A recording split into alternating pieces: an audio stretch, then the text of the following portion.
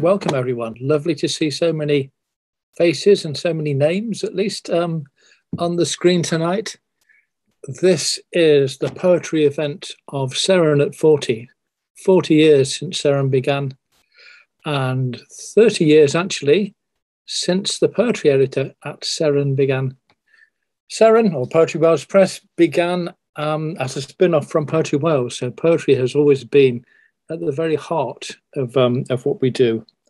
And I think we've, through Carey Archer, the founder, and through Amy, we have a very distinguished list of poets, and we're delighted to see some of them here tonight on screen, and also to hear from a glorious select few. So perhaps, Amy, if you could introduce a little bit more, and then we'll hear some great poems. Thank you. Hello, everyone. It's so great to see everyone. I see a lot of familiar names in the chat, like hello, Ben Wilkinson and Roz Hudis, and some great people. Sarah Jones, a fan of ours, a very Reverend Dean of St. David's, lovely. Sarah Wimbush, lovely. Nice to see everyone. So great. Thank you all for coming tonight for this celebration of Seren's anniversary. It seems like you just turn around. I'm sure Mick has the same feeling. You turn around and suddenly like 30 years has gone by. Good grief. How did that happen? I'm sure like Paul Henry will feel very much the same way, because I think Paul Henry's first collection was the first book that I worked on as editor. So this is quite a moving occasion for me, just to see and hear again some of the wonderful poets that we've worked with over the years. It's been what a privilege and a pleasure to work with such fine artists. Poetry publishing has the reputation of being dark and difficult and troublesome, but I've just found it to be fantastic and a pleasure for the most part. Those few shall remain nameless who are make the blacklist. Luckily, they're fewer than a single hand's worth of figures. So thank you so much for coming. It's so great to see everyone. I will just get on and introduce the poets, and we will hear some great poetry. So, right. One of the things that when I first started thinking about the anniversary of Seren, what I immediately started thinking of is that we standing on the shoulders of giants, because I started to do a trick-like thing now. Can you name all the editors of Poetry Wales over the years? You have to start, I bet Sheena can. You have to start with Mike Stevens, who was the founder in the 60s. And then you go up through John Powell Ward, Carey Archer, Mike Jenkins, Richard Poole. Paul did an issue. There's some one-off issues that various people did. There's also Zoe Scolding, of course, who's with us this evening. Robert Minhinnick was a good editor. And now we had Jonathan Edwards, quite briefly, a few issues. And now we have Zoe Brigley. And I think Christian Evans is out there. Hello, Christian Evans. Some wonderful young people, as well as people who are more my age, as well as our revered older people. So it's been an honor. Right. Our first poet this evening is going to be Paul Henry. Paul came to poetry through songwriting. His publication history with Seren spans 30 years and includes The Brittle Sea, Boy Running, and Ingrid's Husband. Originally from Aberystwyth, he's performed poems and songs at festivals in Europe, Asia, and the USA. Paul has guest edited Poetry Wales and presented arts programs for Radio Wales. His programs are terrific. If you ever get a chance to listen to one, do. He's also been on Radio 3 and Radio 4, and his new collection, As If to Sing, will still be appearing from Seren in mid-2022. So we can't wait to have that one appear as well. So it's been wonderful to work with Paul. He's also, if you saw his performances at the Cardiff Poetry Festival, you will know what we're dealing with here. Wonderful. Thank you, Paul. Oh, thank you, Amy. And well, many congratulations and to all at Seren. And like everyone else, very sad that you're moving on, but happy for you and your poetry and your own poetry. And thanks for your loyalty. I think there are lots of abstract nouns going out of circulation now, aren't there? Like loyalty. We don't hear the word so often, but I think it means more to me than the word prize. But okay. Well, I'm just going to read 3 poems, and the first one is called Sold, and it's about a couple moving house, and I've always felt that love shapes itself to the house it inhabits, and so this is about the dangers therein of transplanting that shape into a new mold. Sold. Others want this house, and soon we must either leave or stay. Is it the house or love we are moving out of? Perhaps we cannot say, but it hurts. All afternoon, our marriage has moved inside me. The boys, the prints on the stairs, the broken down cars, the holidays in heaven and hell, long Saturdays in market towns, mad neighbors. I pick you a pear from the tree, but you have disappeared again into that silence you inhabit, your second home, where a whisper might fall heavily to the floor, an incendiary, pear-shaped and loaded with pain. Shall we stay or leave then, love? It's only the years moving inside us, and everything hurts in autumn. Where shall we put them? The years in our new house, the years we are moving out of.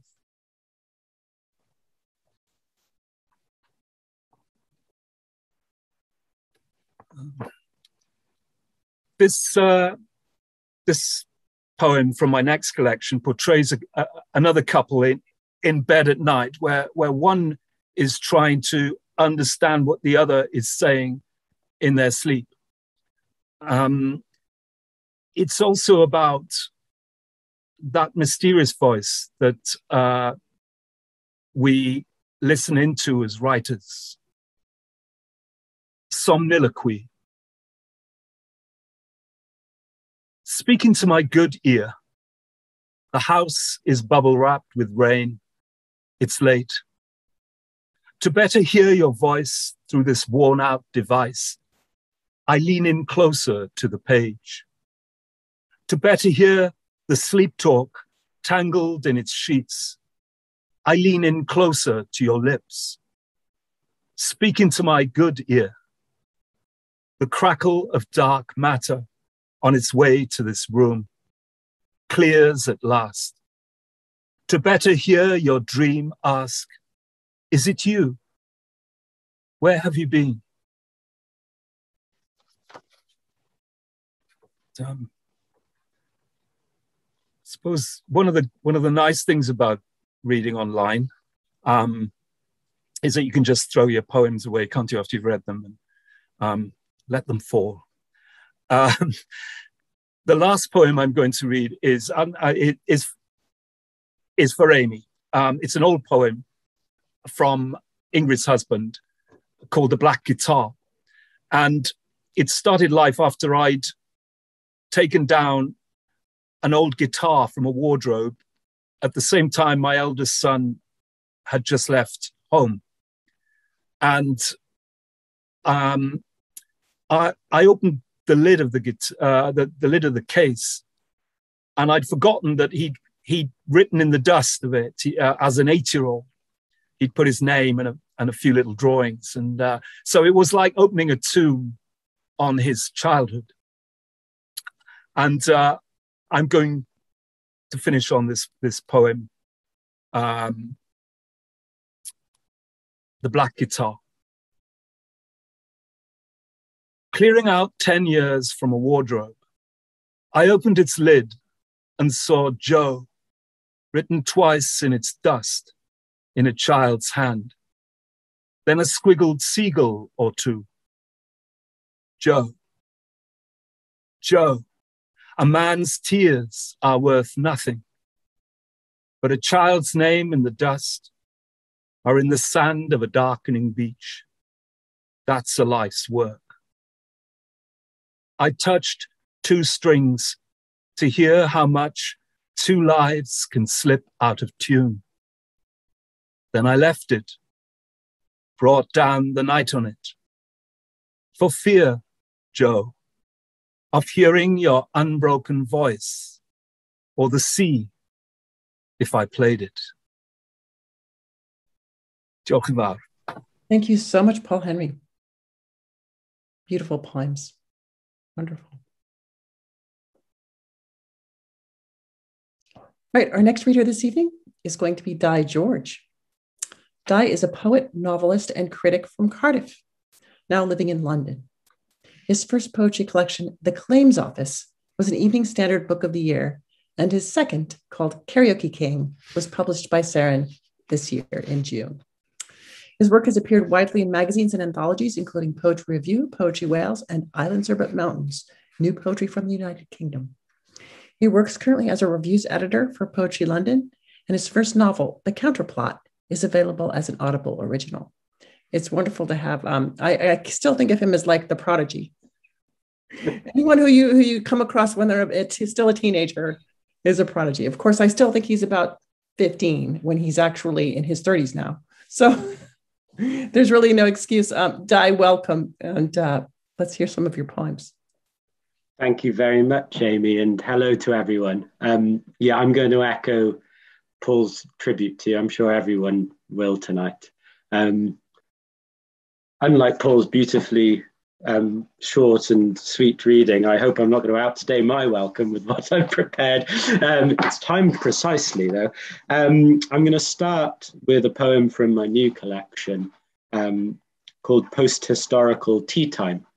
And I was reminded of this while watching, I don't know if anybody else is, the Brown and Blair documentary on the BBC, which sort of takes you through from the 90s through the 2010s. And this is a poem about that dreadful moment of change that happened with 9/11.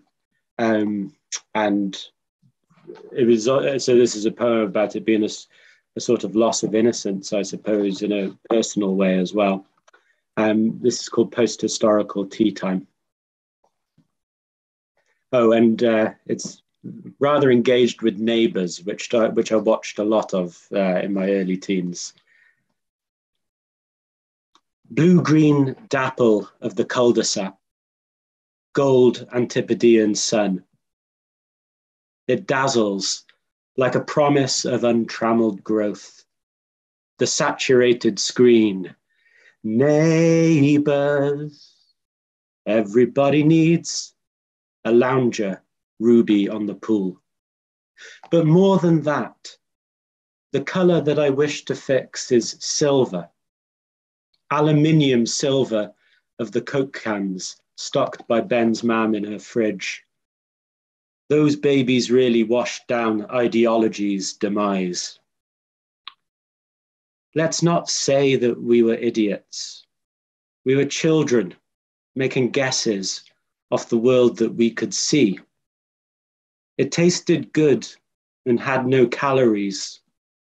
The jingle made us laugh. Neighbours, neighbours, kind of comforting when whistled. And a little understanding seemed the least you could expect. A politics could grow from that. Like walking back from school, I held Ben's Discman, and we took one headphone each until an afternoon Liam yanked them off and told us how some nutter nuked America while we were still in period 6. So the telly all that evening was a plane, and then the flames. I don't remember when the loop was cut or service was resumed, but next day things were different. All the colours seemed to drain. The next poem I'm going to read is from my first book, which I haven't been reading from at all lately, partly due to having a new book out. But I thought that it would be fitting because it obviously made a great difference to me to have it published. And again, I pay tribute to Amy and Seren for helping me and many other young writers on the way. I'm going to read the title poem from the collection, which, yeah, is going to feel very long, but it is my favorite from the collection. It's called The Claims Office. dead center of the central street, in a town whose principal industries depend now on the intimate administrations you can't outsource, those of tans or care or vinegar. They pass but scarcely think what's going on. They assume it starts with an automatic door and comes to an end, as offices must, in switchboards, books, and obsolescent files, somewhere on the second floor. But beneath it sprawls a netherworld, which they'd find if they could only listen in other ways, if they could hear the password being mouthed on a century's worth of wind. Supposing they could do this, what might they find below? First, steps, ineluctable steps, vanishing behind them as they made their way through the soil. A rail that curved towards an open plan monstrosity, more beautiful than all the square feet of offices to let they walk past every day above, light the colour of liver disease, a pummeling foundry heat. And lastly, us, the vaporous, unstinting clerks, whose fate it is to staff this ruined hall, this asphodel department where we find ourselves seconded, long after our deaths or uselessness was sealed in the breathing world. Our task is simple and without reward. We sift, we purge, we recommend, we store our findings in labeled crates. We're at work to keep the difficult awake, the intricate, the manual, the lost or never realized, but hinted at pursuit of common spoil and hallowed space. We maintain the records of our memory, save in for posterity the string quartet that packed the Institute nights in a row, polio figures in decline and cricket scores, the order of service at a soldier's funeral where Lenin was read and then Isaiah. What else? Yes, we audit. We receive a copy of every word as it is uttered in their connected world.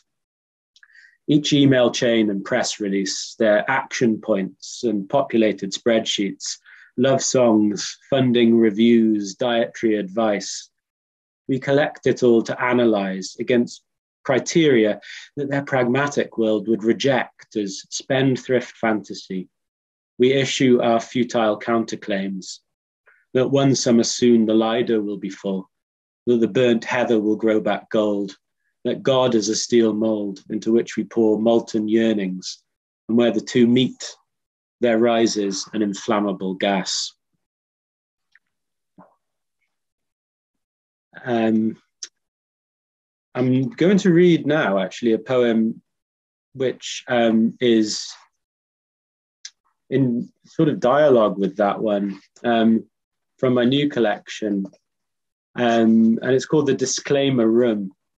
And again, this comes with a note of thank you to Seren, because it was a long time between my first and my second collection, 8 years altogether. The prodigy lost his confidence, and I didn't feel that I could claim with the same confidence I might want to have. I was questioning myself more, and so the idea came of disclaiming as well as claiming, which was a big theme of the first book. So here's the disclaimer room. The disclaimer room is very small, smaller than you, in fact, with its door frames and ceilings built an inch too short, as if in a Tudor cottage, where the need to duck exemplifies a gulf in time, a change in diet or in labor. But there isn't any double here, no ghost in a soiled jerkin, harboring vicious beliefs about witches. Only you, bent over in a vest, alone with your vulgarity and waxy hair, the blank municipal walls.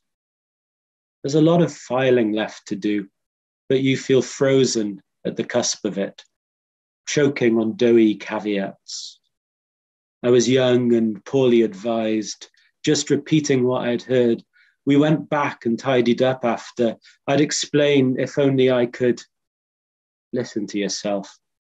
The bar full of jolly characters is gone. All the uncles who meant no harm. Now get down to the dogged grub work, settling accounts to no one's credit.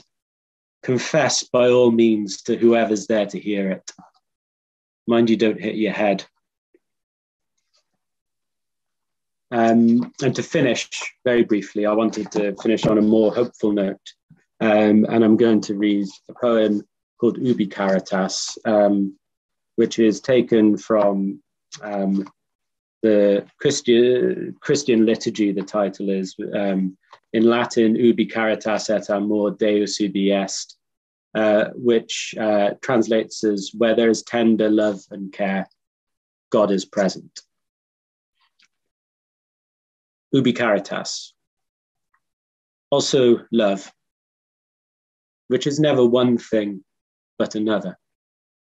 A star jump redirecting blood that silted through the morning. The pattern of fear unstitching. A desk or bed that trapped you in the logic of its stillness. Until love, not only tender love, but care became the prompting. A synapse opens. Wind resumes. Suspension trembles underfoot. A bridge will carry you over. It wasn't stillness, but a kind of death that held you through the morning. Why did you wait all morning? At what risk? You can't become an absence people mourn, a tree commemorating tender love, a tree grown too symbolic or a bench. Now the river makes its case to you. The river angling, refreshing, how love is only movement and exchange, a care for the becoming, how other things will carry you. The river's saying, next. Thank you. And on to the next. Thank you so much, Dai George. Or as I think it's Catherine Stansfield always says, how long do I have to be an emerging writer? When will I be considered emerged? I think we can safely consider that you have emerged. Just keep going is always the answer. Right. Thank you so much, Dai. Right. Our next writer is Sheena Pugh, who goes back quite a long way with Seren, probably to the first early years of Seren. She's published 9 collections of poetry and translations, plus a selected poems and a sort of mini selected 2 novels and a critical study of fan fiction. She translates poems mainly from German, French, and also Greek. She used to live in Cardiff and was a popular teacher of creative writing at the University of Glamorgan. I can remember I would see her walking through my neighborhood and I would be like, oh, it was like the visitation. There's Sheena. And she would be saying poems to herself like itself. She would be like composing them as she walked along. It's like the iambic pentameter is part of her walking method. It was just superb. Anyway, then she moved to Shetland. We miss her, Sheena. Her novel, Kirsty's Witnesses, is about Shetland, where she now lives. Her most recent collection of poetry was 2019's Afternoons Go Nowhere. She says that I like to use poems to commemorate people and places, sometimes to amuse, to have a go at things that I don't like censorship, intolerance, and pomposity, and above all, to entertain. I have been accused of being populist and too accessible, both of which I hope are true. Sheena. Hi. Oh, happy birthday, Seren, and happy retirement, Amy. What we shall do without you, I cannot imagine.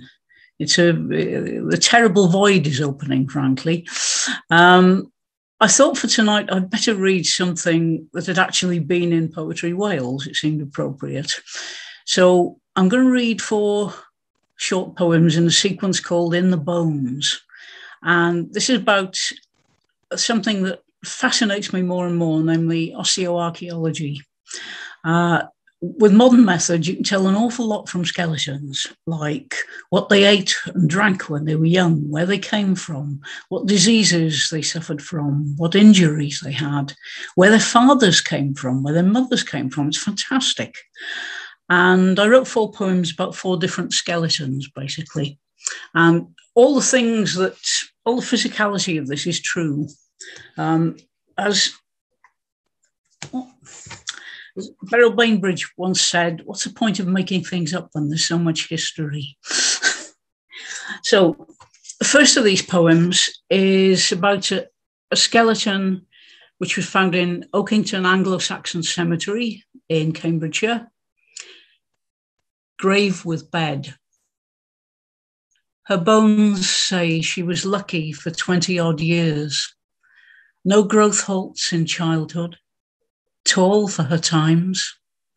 No anemia, no malnutrition. That's what being rich got you back in the dark ages. Alongside silver grave goods, even a bed to rest on in all her finery. Only her skull says different. The bone gone, eaten, that should have shaped her nose, her upper jaw, all fallen in. The face of a leper. The seed grows slowly. It lay hidden in the straight young body for years, perhaps, while she was washing her hair in a pool, practicing smiles in its mirror, making her necklace catch the sun, asking the bird on the branch when she would marry. The second one is about a skeleton from the Viking Age, from DNS Cemetery in Orkney, the Orkney boatman. He had rowed a boat from boyhood onward, his breastbone massive, his shins swollen. He had dragged barges along canals, grinding his clenched teeth down to the gums. His left arm wrenched out, he formed a false joint and laboured on. No bone of him could move without pain in his old age. Yet he did grow old. Waterways shattered him, misshaped his bones, fed him a haul, slippery and gleaming, of fish, foreign words, old scars, anecdotes, benchmates, memories. Now, the third of these was found in a cemetery in Björka, which is a little lake island in Sweden. It's now in a museum alongside a reconstructed person made from the bones, as it were. The reconstructed girl. They call her Birka girl. She was not born at Birka, nor yet in Sweden. Her 5-year-old bones, bird-like and frail, were formed in Denmark or maybe Germany. Not here, in this lake town of traders.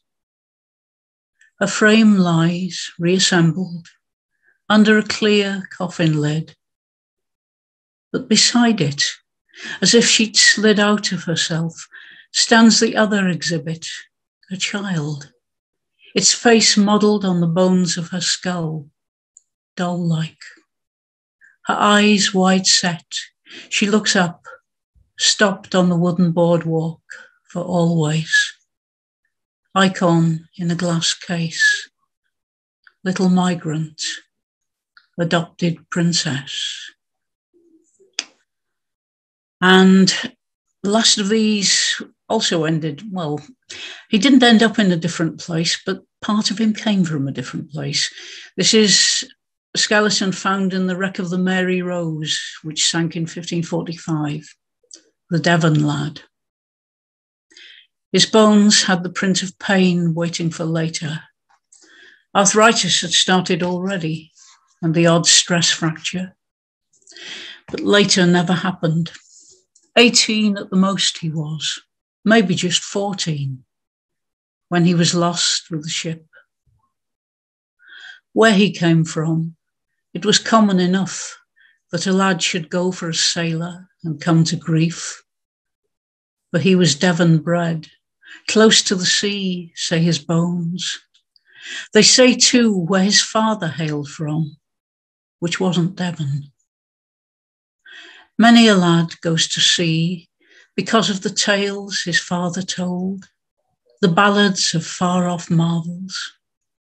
But this lad would have no more than a brief trip to Calais, would never see the fierce sun in his DNA, the Barbary coast, the mountains, the white diamond glint of Algiers that sang in his bones as they lay in the Solent. Thank you.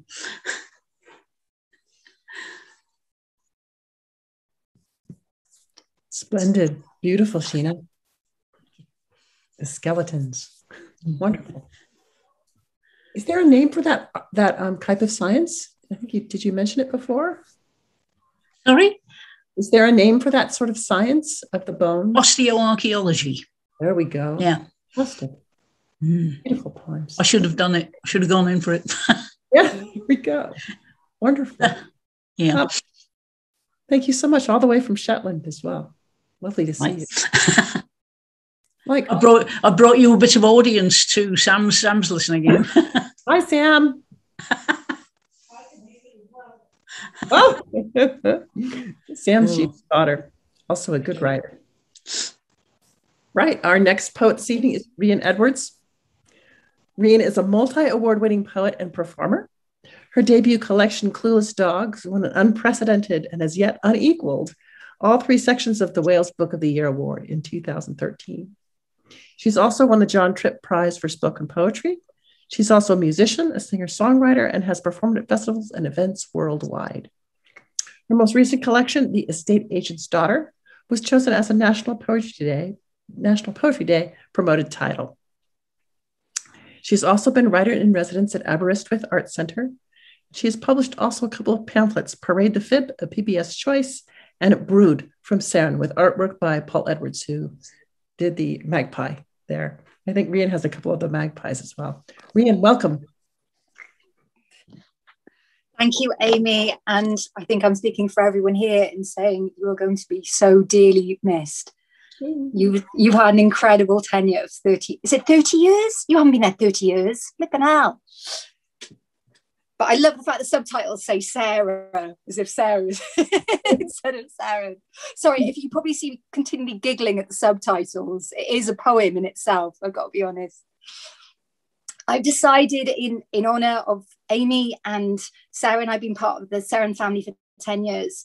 I thought I'd do the first and last poems of the books that you've published for me. So to begin at the beginning, Clueless Dogs, the book that made you the most money out of all of them. The first poem is Parents' Evening, and it goes like this. We feel she may be cheating at reading and spelling. She has failed to grasp the planets and the laws of science, has proven violent in games and fakes asthma for attention. She is showing promise with the Odyssey, has learnt to dance starfish, and this is a patch for the scarecrow.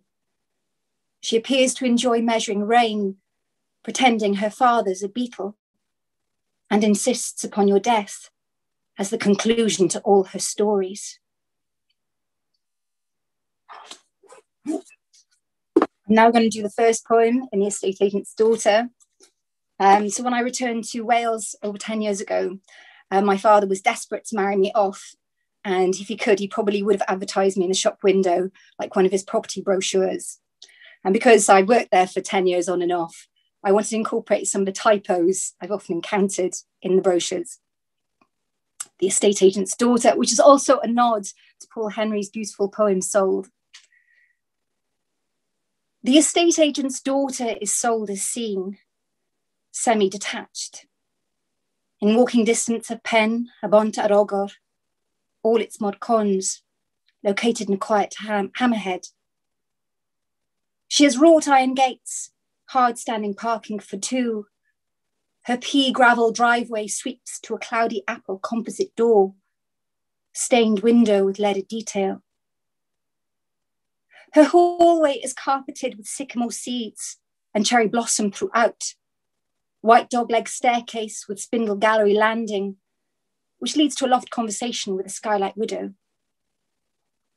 Her ground floor comprises open plan lunge diner, recesses either side of her fire breast wall. Her oak writing desk has been nudged to the brink of the bay. Curtains may be drawn around her to quarantine at will. Her dining table moonlights a surrogate desk. Cable knit cardigans draped across the shoulders of IKEA chairs come as standard. Spider warding conkers mob her laminated corners in vain. She boasts a galley kitchen with splashback tiling, sunken spot lighting, integrated frigidity freezer, eye-level oven rarely used, white goods to remain. The master bedroom is in dire need of updating. Juliet balcony in state of disrepair. Outside, she has a storm porch with power and lighting, chipped area to the side. The estate agent's daughter retains many original features, coved ceilings, double gazing throughout, unsuitable for first-time buyers, no ongoing chain. I'm now going to do the first poem from Brood, the illustrated pamphlet by the wonderful Paul Edwards. The first poem is about my Mabinogi namesake, Rhian, who was probably best known as the Queen of Horses, but she was also the Queen of Birds. And this is when I finally did get married to an American. Before I was mortal, I was haloed in feathers, a trinity of familiars, whose birdsong was legend, serenading the dead from their dreams, lullabying the living to torpor. For the sake of this world and him, I swallowed my companions, let them nest in my belly and take turns in my throat. The sparrow became my repartee, my grappling chatter that flutters away the dead air. The mockingbird staked claim as my mimicking tongue, parodying the world as it heard it, to be droll, to belong. And the thrush was poetry, my child's song, my verse voice, the brittle thread to my blueprint life. For the sake of my now world and him, I crowded my belly with children, each deafened in utero by the never-ending twittering. My birds heckled my unformed sons for mirroring the man that caged them within this ungenerous flesh. My unborn tried walling their ears, even taking their leave before they were finished. My pets pecked and fought over what remained. But now that a girl is unfurling, the facsimile of me, they're familiar. They coo and brood over her, sing her to flower, while laying eggs of their own under her unspeakable tongue. I'm very worried that I've got too many poems. Should I skip the next one? Is that terrible? Oh, right, I'll try and I do apologize. I feel like I'm really sort of monopolizing the airtime. But I wanted this concept of doing the first poems, the last poems, you see. So this is the last poem in Brood. I'm going to do a mirror thing. This is the Universal Doodle, which was the very first of the bird poems I started writing. And it was originally going to be the name of the second collection, full collection. A scattering corralled, lassoed into the universal doodle of birds, a mutable speech bubble of pondering M's. This is the bombast of starlings as they corkscrew the sky. Each twist unfolds, some arises them into a simile, like iron filings flocked and flung across the sky by the metaphorical whims of a magnet. Can you hear the pathetic fallacy, the siren song of a metal's hum, crooning behind clouds, a bit like a god? This is now the last poem in The Estate Agent's Daughter, the addiction counsellor. What's quite interesting was all the starter poems. It's all about me, me, me, isn't it? And now all the end poems become them, them, them. The addiction counsellor. The addiction counsellor has a tranquilizing voice. He wears his glasses on the scalp, the crown of an understated prince. The addiction counsellor's irises are tucked far behind his crow's feet. I edge closer than fiduciary allows to discern the colours I am dealing with. I confess to the addiction counsellor I'm not really addicted to anything. He informs me to the contrary, tells me I'm hungry to be touched. The addiction counsellor has feathers instead of fingers. He holds my hip bones lightly as he crosses me in the doorway. I have stopped listening to the addiction counsellor, and my attention rapt with his futon in the room next door. The addiction counsellor gifts me a bottle of Moët for buying my very first house. The addiction counsellor asks me if his gesture is too much.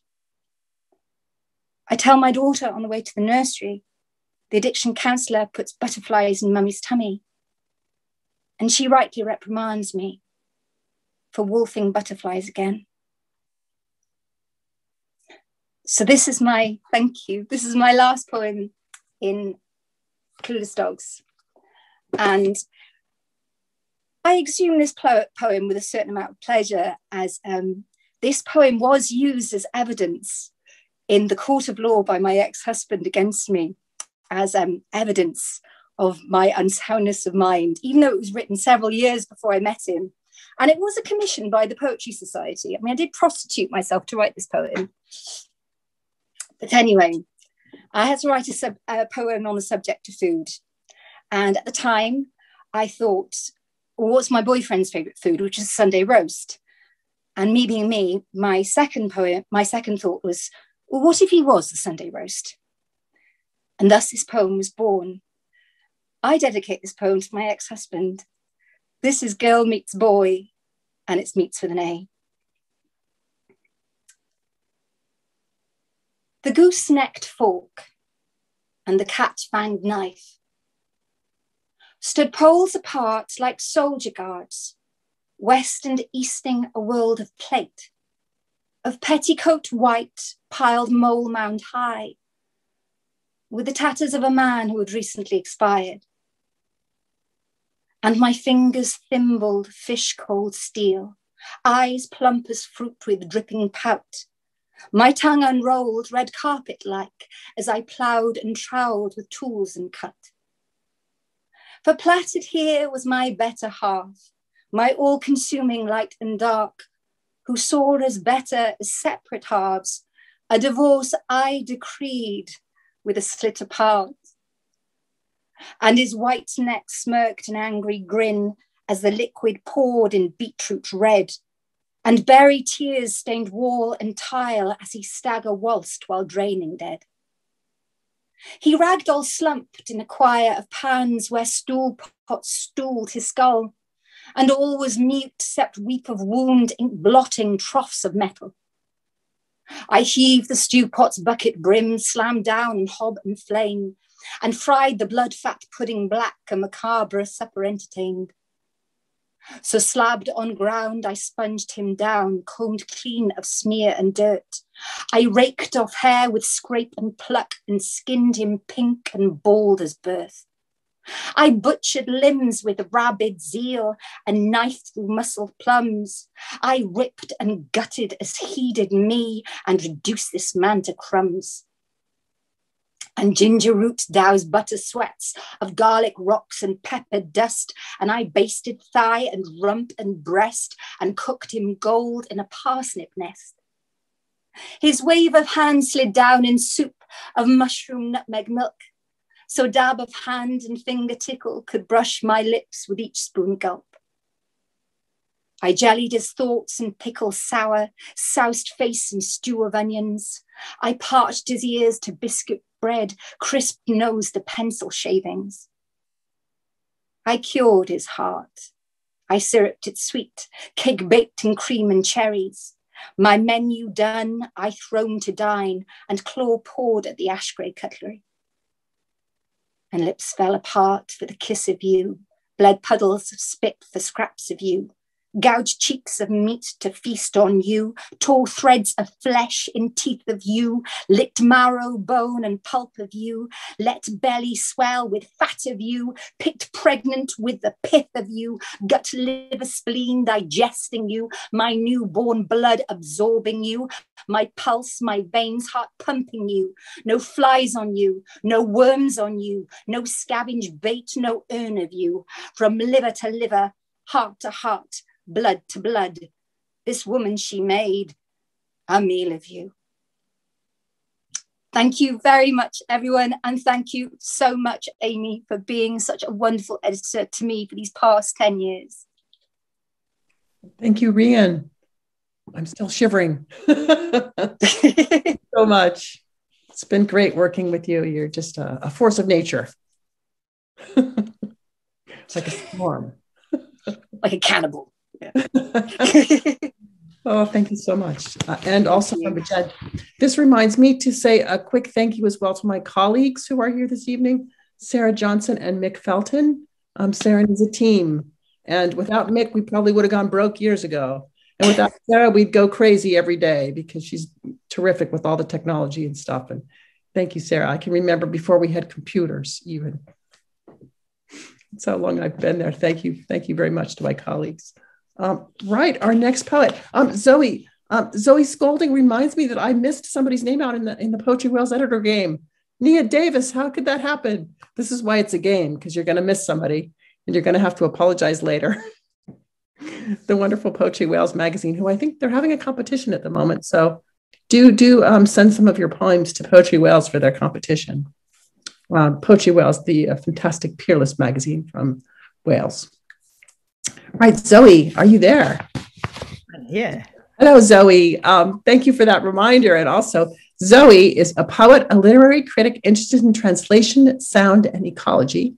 She's professor of poetry and creative writing at Bangor University.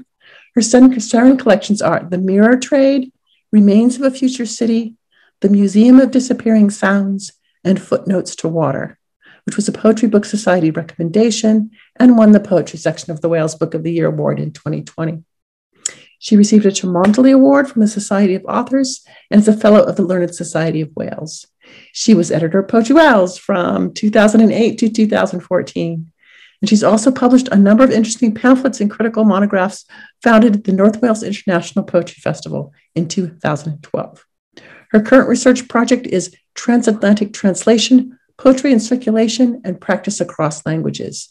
I've always loved Zoe's work because there's always something new going on. And it's always beautifully musical and original. Zoe. Thank you, Amy, and thank you for everything that you've done over these past 20 years. I realise next year it will be 20 years since, I was first really delighted to hear that I'd have a book out with Seren. It's been a great pleasure to work with you, and thank you.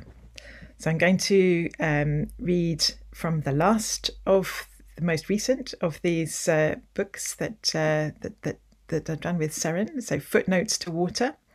And I'm going to read a little bit from some sequences and some single poems.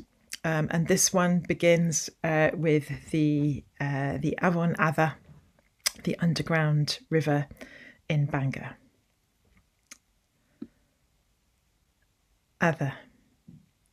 A river behind itself, this long S disappearing, serifed into mud, or the torn edges of a map is Adda or Adam after Kai Mab Adda, never an origin, only a dried up rib of a river, a trickle of threats suppressed, escaping the level eye, where sea runs to horizons, innocent as water as an adder stamped underground with only the faintest hiss. River subtracted from its own presence, a river run aground, secretly working as all rivers, the double edge of every beginning, blacked out in concrete pipes, where flood is defenceless, where water levels the difference. digging the foundations. It's as though no one remembers the water. The ground is full of it, pumped out, only to rise up through the mud, alive. Flowering at the mouth, it speaks its own name on the point of losing it, becoming public at a safe distance. Our mouths flower in a name becoming distant to us. What's vibrating underground, echoed in metal lids as the town dips towards what's still there on the tip of the tongue, a rush of kingcup, campion, bramble in its stutter is what it's saying is.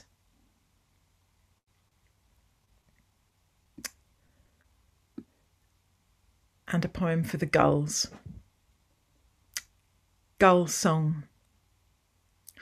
We come into the vacuum where the city was, and we become the vacuum. You can hear your hunger speaking in our noise, and you can hear your hunger for the sea where you came in like us. And now we want your flat roof and your sandwich. We want the whole of the sea and the brooding clouds. Our cries cut through your dropped ice cream and your almost empty bag. We come with necks like monuments to nothing. We come with eyes as cold as spreadsheets. There is no warmth in our endless whiteness, just the grey shadow of possession. Wherever you are, you can hear us. We came in with the herring and stayed. We came further in, gathering your waste in our plastic beaks. We are rhythm distributed in space. We're stamping on the ground to make the rain come, the worm rise. We see a hand move to a mouth. We come closer. You see us. We back off. We live in your debt, in the wreck of your greed. We scavenge in the turned tide of lunch. We come nesting. Who cares where we lay as long as there's a ledge or the edge of a cathedral roof? We're just too much. And we live in the too much of the takeaway, the too many kebabs and chips.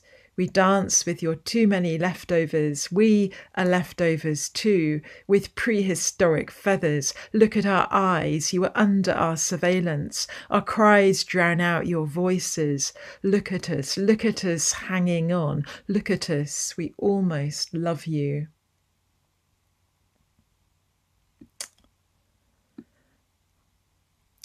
So this next part of a sequence I'm going to read is thinking about sheep in the uplands, particularly above Aberystwyth. It was part of a collaboration with the artist Miranda Weil.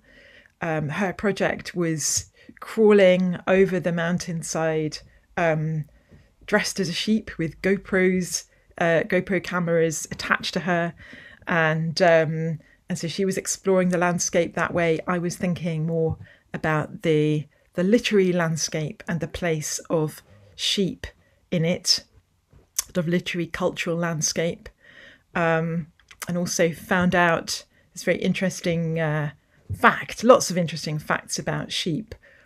One being that if you show sheep pictures of celebrities, apparently they can distinguish between them, even though it's probably not the case the other way around. So this is from Heft. In the hoof. In the hoof comes the heft or the drift of it, a slow word inching by teeth marks over the hill, a lifetime finding the good grass, the shelter. What wandering did we learn from the voice that pulls us back, all we like sheep? In the heft comes the weight of it, pulling the wool over ownership. I know my own and my own know nothing, but this pattern repeated, land knitted into bleating graphs of profit and loss. In the drift is the learnt map of conniving, meaning what you know is moving in the same circles, and what you know is ownership eating the life out of the slow hill, the pattern repeating and the word for it. How does a sheep know where to go? molecular frisking in clouded sun, all the tuneless organs, a shepherd's pipe singing an embryo music, machine of sheep and human, fleeced and plugged in, the eye's memory remaking itself in darkness, out in the mountain rain, browsing image after image in the chomped grass. It's no longer certain who I'm following or who follows me in the huddled mass where I belong, in that I'm coming after the others and before and alongside in the press of one body against another, not forgetting the rasp of a bleat asking, where are we going? The same unanswered question. People think I could make another Dolly, but they don't understand that there would never be another sheep like her, a copy of copies imprinted. I wanted so much to grow wild, branching out in contradictory time zones where the hills were dead. It's all wrong, but it's all right.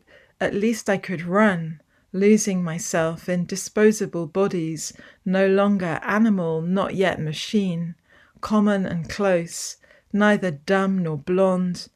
And turning back, you glimpse a species receding in so many versions you can't count, or failing the look-alike contest for being false enough to seem completely real.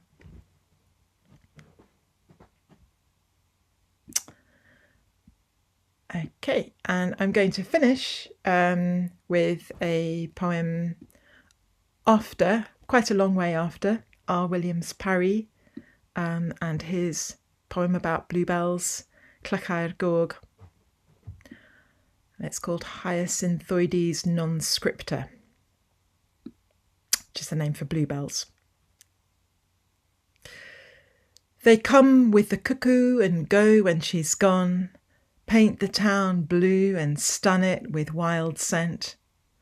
Say hello and wave goodbye under the trees unscripted, a blue noise flowering in the cuckoo. Silent bells arrive in the air, the grass as deep as it was before, undocumented feathers ringing blue, honeysuckle passage of a summer night. Hello, the nightingales are all off course, in a blue song waving goodbye. The city migrates, it's drifting out to sea, a small boat rowing in the waves of a blue, excitable wind. So I'll stop there with many thanks to Amy and to Mick and everybody at Seren, and to you all for being here. Thank you. Thank you so much, Zoe. That was beautiful. Some of my favorite poems about sheep, those are. But I love the seagull poem too. Fantastic. Wonderful to hear those. And nice to see you this evening. How's the weather up there in Anglesey? Is it raining as much as it is in Cardiff? It is horrible. I just, on these occasions, I think I should never have written a book all about water. It was attracting. It was a spell. Attracting something it shouldn't have attracted. Thank you so much, Zoe. Wonderful. Always great to hear what's going on, what's happening with your new poems. Thank you in all about. Always going to be original. Thank you. I also want to say a quick word about some people in the audience who are readers. We need our readers as much as we need our writers. So welcome. We have friends of Seren out there. We have Stephen Payne from Cardiff. We have Tracy Reese, who's from the Vale, I could say. We have Amanda Rackstraw. We have Carol Burns. We have a couple of Seren authors. We have Judy Brown and Tammy Yosoloff. We also have a Hillary. There's several Hillarys that we know of, and we like them all. So some of them are our authors as well. So they might be out there as well. So thank you for coming. And also Taz Rahman, you're there as well. And people that I might recognize but don't know. I might know. I'm beginning to have Zoom acquaintances now, which is a kind of a strange thing too. Zoe Brooks, hello out there. And all the people who came for Sheena, who I've probably not met yet before. Lovely. Thank you. Right, our next poet is also from Cardiff. Catherine Stansfield grew up in Cornwall and now lives in Cardiff. She has published 2 full-length poetry collections and a pamphlet with Seren. Her most recent collection is We Could Be Anywhere by Now. It was supported by a Literature Wales bursary and was selected by Wales Literature Exchange as a book from Wales recommended for translation. Catherine is also a novelist. Her historical crime series, Cornish Mysteries, has won the Holar R. Goff Fiction Prize and been shortlisted for the Winston Graham Memorial Prize. She co-writes a fantasy crime trilogy with her partner, David Towsey, published as D.K. Fields. Catherine is currently editing with Catherine Oakley a new anthology of crime stories by women writers in Wales for Hano Press. She is prolific and wonderful. And I actually saw Catherine in the street and she took a picture with her phone of my driver's license, which I needed. By request, I should say by request. Yes, I'm like, help. Young people helping me out with my technology. Thank you so much, Catherine. Read some poems for us. Okay, thank you. I feel great being referred to as a young person who knows about technology, as I'm neither young and my phone had smashed. So thanks, Amy, for that and so much more. I still can't believe that my poems are published by Seren. It's just wonderful. And I want to start tonight with some new poems because Amy's always so excited if I say I'm writing new poems. As a slow poet in that I write slowly, Amy is always hospitable to poets who write slowly. So new poems, and Amy, I'm looking forward to reading and hearing more of your poems once you're doing that a bit more. That's a really wonderful thing, and congratulations. I'm going to start with a poem called On Zoom to Share Poems While Self-Isolating, We Try to Remember the Emperor of Ice Cream by Wallace Stevens. I can see you, but I can't hear you, for the freezer's so loud that we have stockpiled. And yes, I can hear you because I can't see you, because I removed my eyes with an ice cream scoop while waiting for this meeting to start. How does it go? A curlicue, some big cigars. How do we go about this? Click on the box, then pull the sheet over your face. Keep your fear out of shot, please. This is not why we are here. We wenches, we boys. With flowers? You know, it's better if we mute our microphones while others read to cut the background noise of weeping and boil washes. You know, even bleach can be whipped to bread and eggs and ice cream. Do you mind me eating? For the love of this freezer, don't eat ice cream if you get it or before we get it. No, after. No, it likes the cold. No, I need to scream into my muted microphone to show how cold she is and dumb. Can you see me? How does it go? Seems to be, seems so. We will freeze, each of us, until we are too hot, until we are intubated. This is when we turn our video off. And the next poem is called At the Pool on the Way to Somewhere. Everyone wears swimsuits naturally, though there seems no water, or none that I can find, but I have swum at some point because my swimsuit is clammy. There's steam, but no towels. The place seems to be women only, lots of us in our unstudied skin bags, briny with mystery. No showers here, but drains almost lost beneath clogs, a nation's worth of hair. There are garden chairs comfortable for crying in, but little else. The plastic thigh sticks moves us on to where? The women pat each other's hands. I am beginning to think this is not a pool. You are not here. I've looked, of course, but this is a week later. I guess you found a door or a vent, some portal behind the lockers. I hope the way out led to water. I hope that it was warm.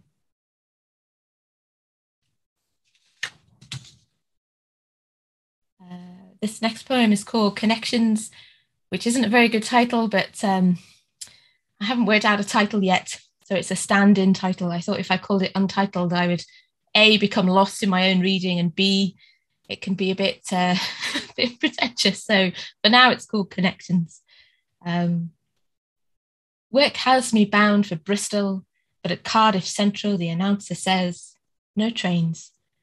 So I'm platform trapped, which is nothing but right, on this day of wrong, wrong, wrong.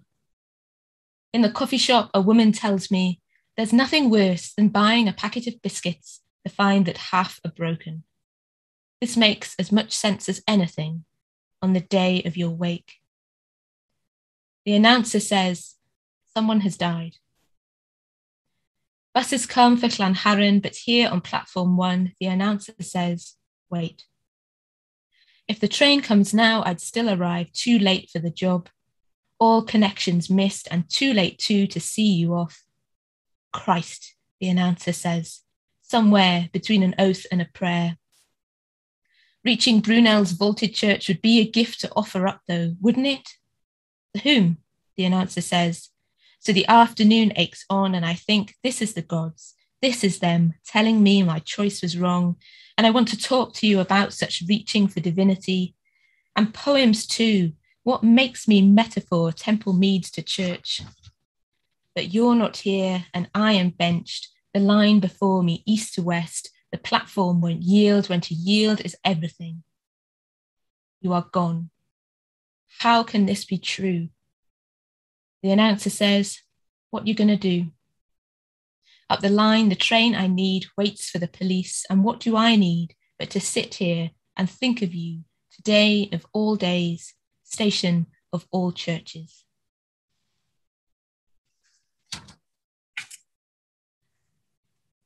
And I'm going to read a few poems from this book that Amy mentioned, which is my most recent Seren book.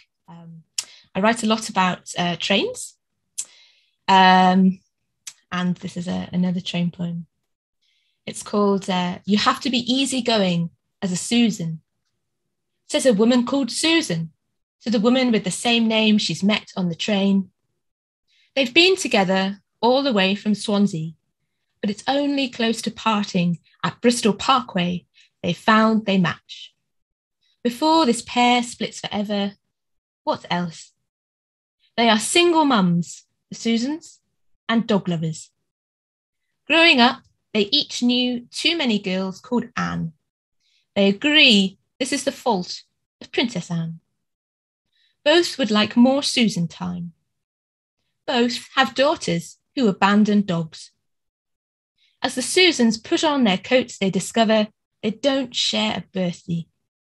Disappointed by this, they exclaim at the length of the tunnel they're in, wonder one Susan to another, is this a mountain we're going under? While miles above, the Severn goes on being wide and mysterious, and Susans go on talking on trains, and Catherine's are quiet, keep writing.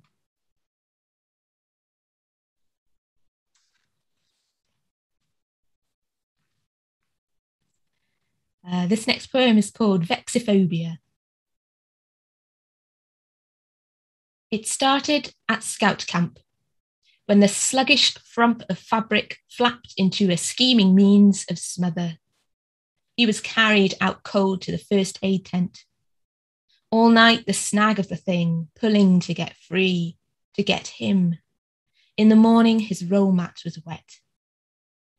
He began to mistrust tablecloths and awnings, couldn't use umbrellas.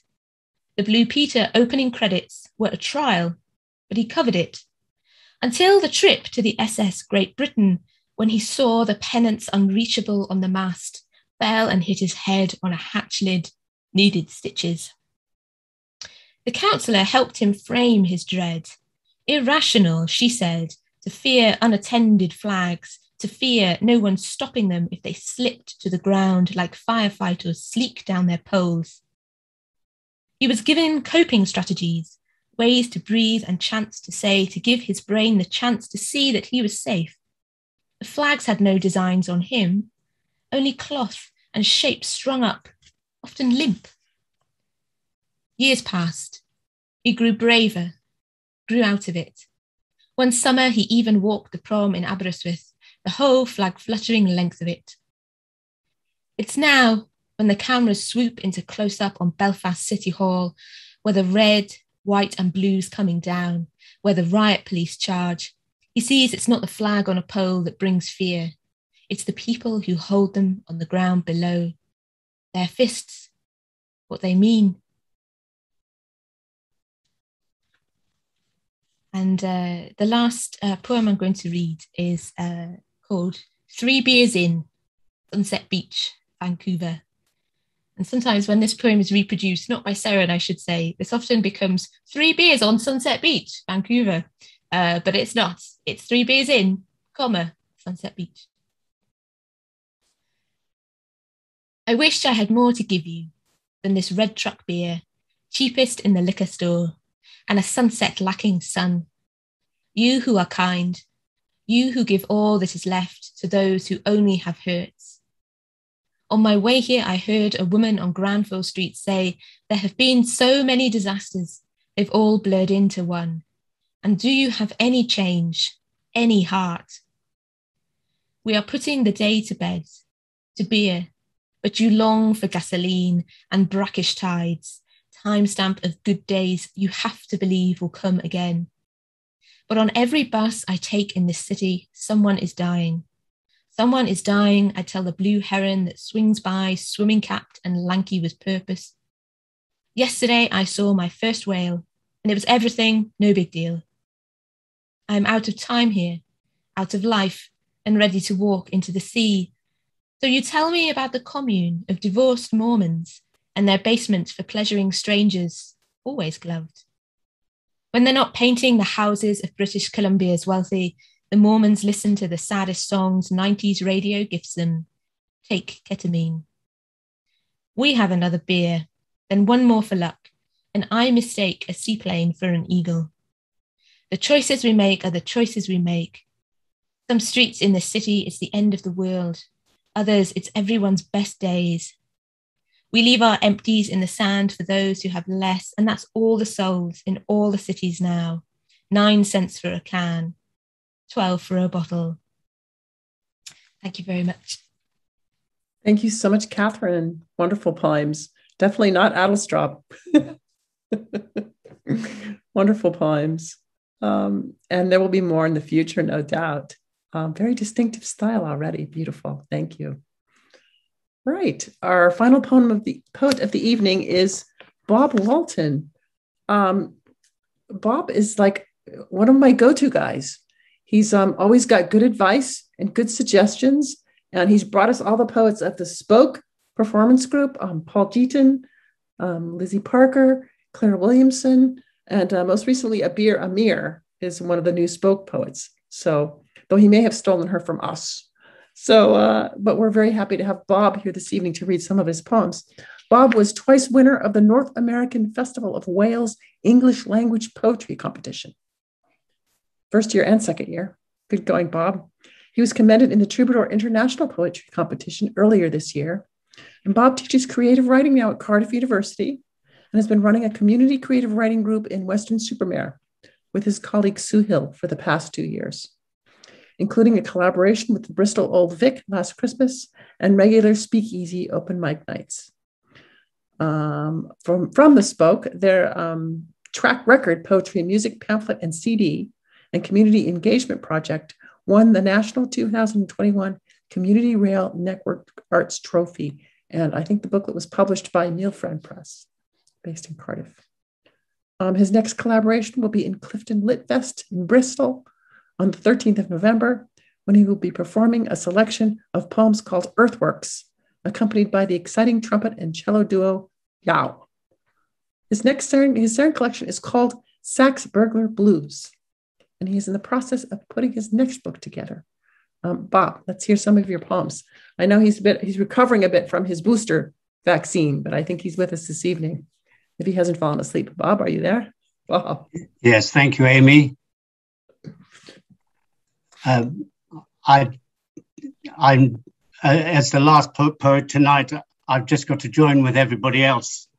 in thanking you and the whole team at Seren, you and Sarah and Mick, but also Simon and Janet and Jamie in the back rooms, for the whole team, for all the faith that you put into writers, that self-doubting group of people who huddle over desks and wonder, is it worth it? And you've, as has been said earlier this evening, the loyalty that you've shown and the good spirit and friendship. I'd like to thank you for that. And also the board, Kerry Archard, and all the other people that have worked for Seren over the years, just making it one of the top poetry and publishing imprints in the UK. For me personally, the top and most important publishing imprint in the UK. I'd like to thank you all so much for what you've done for us, and also for all the other writers that you've encouraged, not necessarily writers in your own stable, but who are published by other presses. Some of them are here tonight. So thank you very much for all that you've done for writing over 40 years. I'm going to read a sequence of poems. It's not really a sequence. This is the first time I've read them together. 4 poems that focus around my brilliant primary school teacher, Mrs. Jones. Some members of the audience will have heard them, but I haven't read them together. My primary school teacher, Mrs. Jones, at Bryn Havod Primary School on Llanrumney Council Estate in Cardiff, when I was growing up, and who taught us the importance of art and song and physical exercise, drama, play, nature, appreciation of the world, and above all, language and poetry. And somehow I can feel in myself a kind of line that has gone from Mrs. Jones back in Llanrumney in the 1950s, right through to Seren as a publisher of 40 years, as it is these days. So I'm going to read the 4 poems connected with my life, my 1 year with Mrs. Jones, which made such an impact on me. But also, I'll read straight through them without explaining any of them. I think they're fairly self-explanatory. Like Sheena said, I hope the poems are accessible, and no apology for that. The first one, Tumshong Kati. Then most people here will know, but some may not, that Tumshong Kati is a legendary Welsh Robin Hood. I have heard it said that he was a Robin Hood who stole from the rich but forgot to give to the poor. But I was introduced to him by Mrs. Jones. In Mrs. Jones's class, the chairs became rocky outcrops he hid behind to surprise his victims on the upland route between the door and window. A table in the corner was an ironmonger's store in Llandovery, where he pulled a fast one with a pot. And draped with a blanket, the cave on Dinas Hill, where he took his refuge, was magicked up. With rolled up sleeves and cardi hanging loose, she told us where to stand and how to say our lines, as if she were Tum the highwayman himself, issuing commands. We'd chant the chorus to the stamp of her shoe on the parquet floor. When she held a finger to her lips, there was hush. When she called us out by name, we'd cower or glow. To wear the cloak and hat she'd brought from home, we stood up straight with bulging chests and hands clasped tight behind our backs to catch her eye. To sit on teacher's chair and the soft embroidered cushion that were his horse and saddle as he galloped away beyond the rule of law, we thrust our hands up high to be her choice. Those winter afternoons, when she stood at the front of the room, wiry-haired, fierce-eyed, her words were red kites playing the thermals over Towie.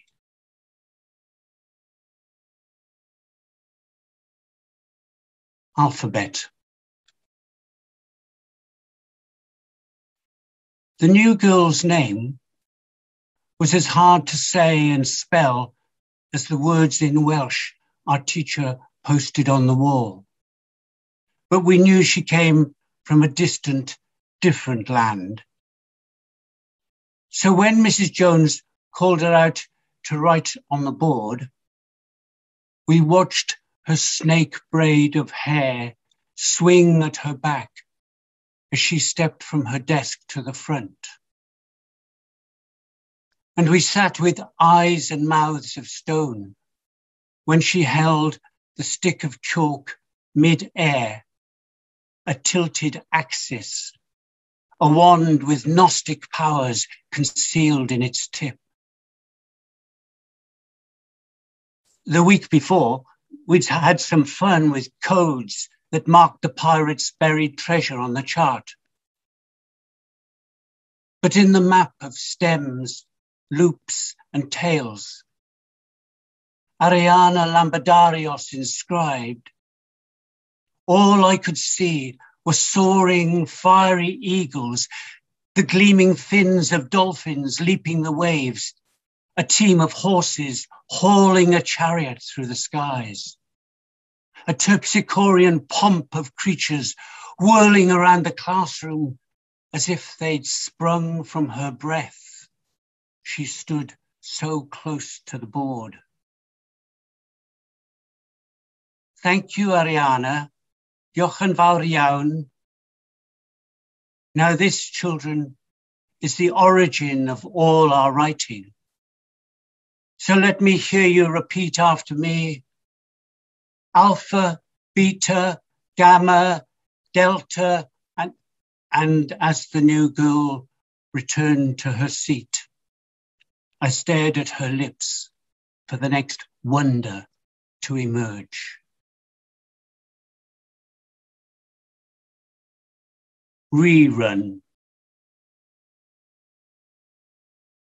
It starts with an elderly woman in a long black dress and shiny buckled shoes, marching her class out to the playing field after arithmetic. Our commanding officer, she calls the warm-up drill as if we're on parade. Twist to the left, now to the right, touch our toes 5 times and stretch our arms high to reach for a cloud. We take our marks on the line, nudge for elbow room, deep breaths, lungs full of scuba tanks. Pan to Mrs. Jones, a whistle held to her chin. She points to a distant tree, warns us not to cut corners or stop. There and back, it's good for your brains. And I feel the blood pump from my toes to my crown. In the seconds that become days of reflection 60 years later, we fall into place, silhouettes running towards the edge of Bryn Havard School Field and the council houses beyond the fence. Zoom in on Jimmy Wickham loping out in front. June and Kenneth close behind. They'll never last. I'm keeping up with David, Mary and Glyn as we kick the fallen leaves around the tree. And Ian Cannon picks up sticks to throw at the gasping kids at the back. We know who they'll be. Cut to the final 30 yards. Thrusting arms and legs at every stride, we draw deep and tumble past our teacher to the grass, face down. My chest heaves and my head burns, as now, with the smell of earth, sweat, and the brain's fire. And finally, nature table.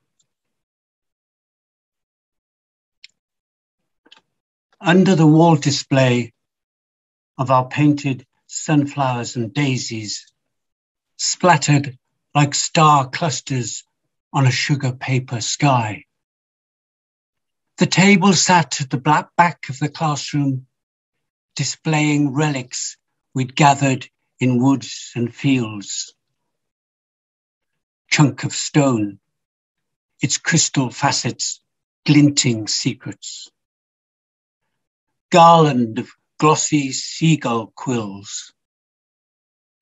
Clutch of hazelnuts in their fuzzy husks.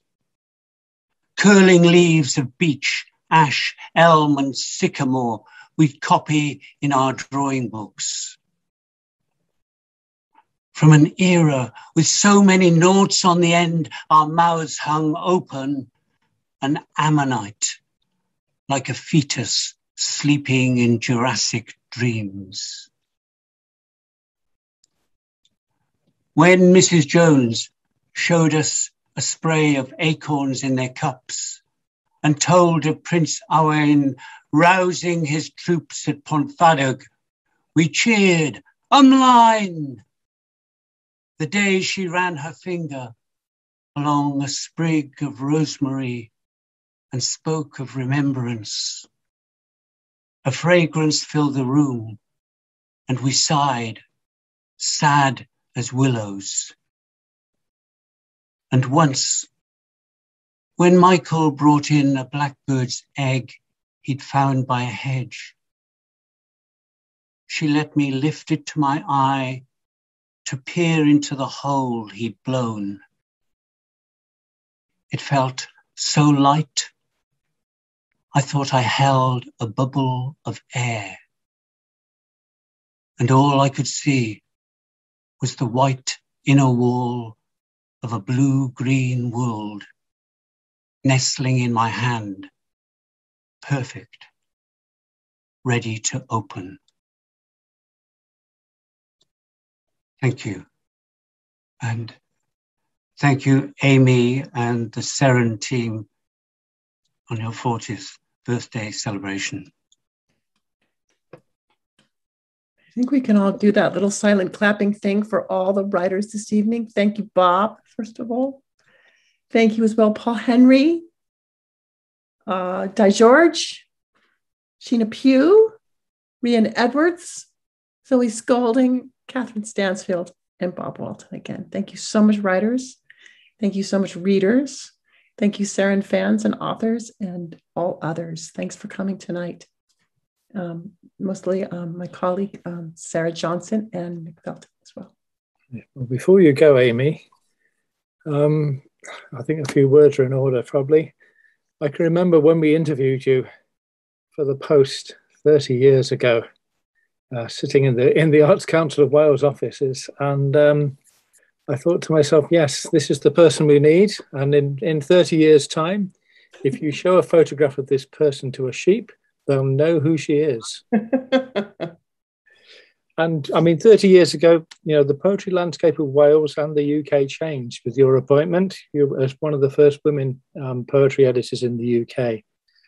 And through your work and your editing, you've made sure that it's stayed change, I think. You've nurtured and promoted and championed poets from Wales and beyond. Your editing has been marked with a fine ear. Your capacious knowledge of poetry from the past and the present. Your ability to see a poem and a poet and know where they're going. And a kind of editorial elan, I think, in structuring and fine-tuning people's work. And those sort of strengths have given the Seren Poetry List a really enviable reputation for quality and breadth and innovation. You've published 2 Costa Prize winners, which is not to be sniffed at, I think, and numerous other prize-winning and shortlisted titles. And you, most importantly of all, perhaps, you've been a discoverer and an encourager of new poets. A list of new poets, which is too long really to relate tonight, but which includes Di George and Kath Stansfield and Rhian, who we've heard read tonight. And you've been the co-editor of the influential Women's Work Anthology. You've edited the poems from pamphlet series. You've been a long-term judge of this, the Miss Lexia poetry pamphlet competition. We have some winners here tonight with us as well from that. And for many years, if you've run First Thursday, the poetry salon in Cardiff, which has been so valued by poetry writers and poetry readers. And alongside all of that, you found the energy and the time and the vision to found the Seren Cardiff Poetry Festival, that weekend of poetry events and workshops, which migrated online this year, but hopefully will be back live next year. And all the while you're doing that, you've been contributing ideas to Seren's other lists and generally helping Seren to develop as a company and as a publisher. You've been a generous colleague, and we've all enjoyed working with you for so many years now. And we're going to miss you, the staff at Seren and the board at Seren, just like your poets are going to miss you and the many other people that you've touched through your work. So we're wishing you a long and rewarding retirement. I'm pretty sure that we're still going to be seeing a lot of you. Thanks very much for everything you've done for us. Thank you. Thank you so much. Thank you. I've allowed everyone to unmute, so if you want to unmute for a round of applause that we can actually hear.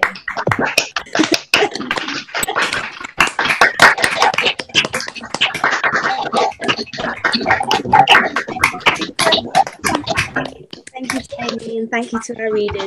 We'll hopefully see you all again soon. Bye.